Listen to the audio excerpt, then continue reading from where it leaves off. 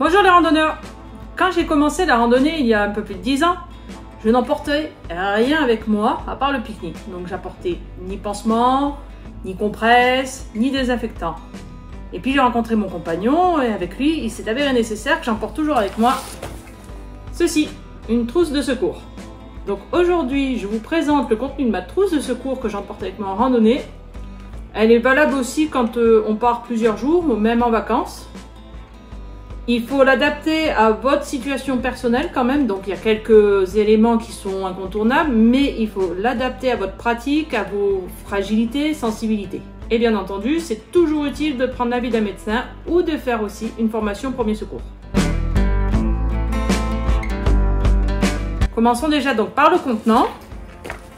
C'est une trousse qui doit être facile à transporter, facilement identifiable, toujours accessible, facilement accessible. Le mieux, c'est qu'elle soit imperméable parce que tout ce qui est pansement, compresse, il faut que ça reste sec. Celle-ci ne l'est pas. Il faut que je la mette dans un sac imperméable quand je pars en randonnée. Elle est bien grosse, mais pour tout ce que j'ai à mettre dedans, je la trouve déjà trop petite. Pareil, à vous de voir selon ce que vous devez prendre. Et je pense donc acheter une trousse de secours peut-être plus grande et imperméable directement. Donc si vous avez des infos à ce sujet, des modèles à me conseiller, n'hésitez pas à me laisser des commentaires. Alors, ouvrons un petit peu cette trousse.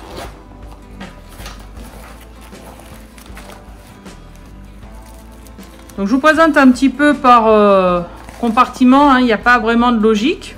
Toujours avoir avec soi une couverture de survie. Je vous ai fait une vidéo pour savoir quel côté il faut mettre quand c'est le chaud, quand c'est le froid, entre le doré et l'argenté. Vraiment très important. Ça peut vous être utile même en camping si vous avez un peu froid, vous n'avez pas calculé assez bien vos couvertures. Ça, vous rajoutez ça, c'est super. Par contre, ça fait du bruit. Ah, c'était inclus dedans, ça prend pas de place. C'est un gel pour les brûlures. Vous avez ceci, bon là je l'ai pas ouvert, c'est un garrot tourniquet. Donc selon les années ou la période à laquelle vous faites votre formation au premier secours, c'est recommandé ou non d'utiliser un garrot. Donc à vous de voir. Ça j'utilise, c'est un petit gel à l'arnica pour les coups et blessures.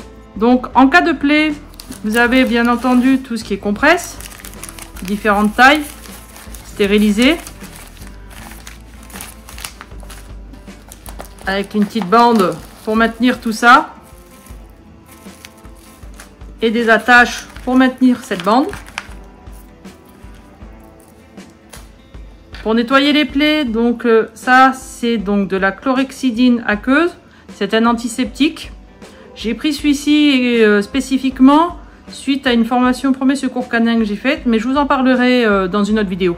Du gel physiologique, très important. En cas de poussière dans les yeux, c'est vraiment pratique d'en avoir. Ça peut même servir pour les petites plaies, pour enlever les petits bouts de cailloux, tout ça. Bien entendu, une paire de gants, hein, pour pouvoir nettoyer les plaies sans infecter en plus la plaie. Ça prend pas de place, c'est bien pratique, un tire-tic. Si les petites attaches ne suffisent pas, vous avez des petits sparadraps là, comme ça.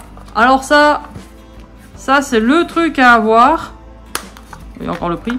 Ce sont des pansements anti-ampoule. C'est vraiment génial. Ça, vous avez une ampoule, vous, ça fait mal, vous voulez marcher, vous mettez ça, mais ça vous soulage de fou dès que vous le mettez, quoi.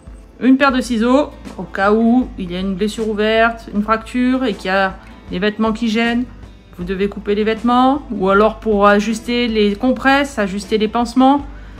Ça prend pas de place, une petite paire de ciseaux. En cas d'écharde, ou même pour enlever des corps étrangers d'une blessure délicatement, une pince à épiler, c'est primordial d'en avoir une. Si vous avez des intestins fragiles, des antidiarrhéiques, c'est bien pratique. Donc là c'est un peu plus personnel, c'est du Célestène, mon compagnon est allergique, donc c'est toujours pratique d'en avoir en cas de crise allergique. Ça c'est de l'efferalgan, bon vous prenez de l'aspirine, l'efferalgan ou autre, c'est pour les maux de tête hein, forcément. Donc vous prenez ce qui vous convient sur des petits formats pratiques à emporter, pratiques à prendre. Là on le met sous la langue, il n'y a rien besoin, il n'y a pas besoin d'eau, rien. Et faire passer un mal de tête quand on part à la journée en randonnée ou voire sur plusieurs jours, c'est vraiment important. Enfin de ce côté là, c'est les pansements, plusieurs modèles, plusieurs tailles. pour s'adapter à toutes les situations plus ou moins graves. Et j'aime bien aussi prendre des petits, donc Steri-Strip, c'est la marque, c'est des petites bandes qui permettent de refermer des plaies un peu plus ouvertes. C'est de l'expérience personnelle qui fait que on a besoin de ça.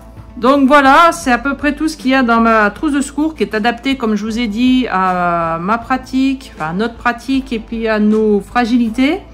N'hésitez pas à rajouter ou à enlever des choses qui vous semblent pas importantes. Mettons l'arnigel, c'est pas non plus primordial.